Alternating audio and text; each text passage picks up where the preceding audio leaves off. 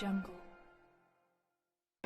असांजी सैदाबाद में बरपासे के माण्हुनि जे लाइ sugar, cholesterol, hepatitis B, C जी कैंप जेको आहे सो मुख़्तलिफ़ कंपनी जे ताउन सां कई आहे।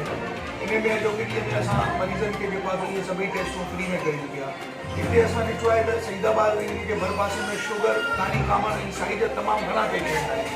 त असांजी कोशिशि आहे त जेको आहे सो उहे डायग्नोस थियनि पेशेंट त जीअं उन्हनि जेको आहे सो को प्राइवेट या गवर्नमेंट सेक्टर तरफ़ां जेको आहे सो जल्द खां जल्द ट्रीटमेंट कराई वञे।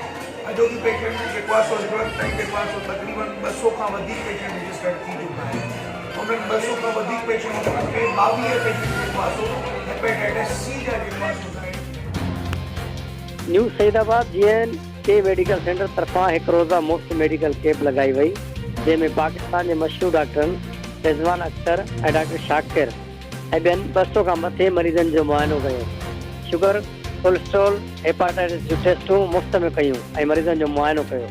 उन मौक़े ते डॉक्टर रिज़वान अख्तर चयो त न्यू सईदाबाद जे लॻल मुफ़्त कैंप में तक़रीबन जेके बि मरीज़ आया आहिनि उन जी लेबोरेटरी टेस्टुनि मां हिकिड़ी ॻाल्हि ज़ाहिर थी आहे त 200 मरीज़नि मां 22 मरीज़नि खे हेपाटाइटिस ज़ाहिर थी आहे, जेका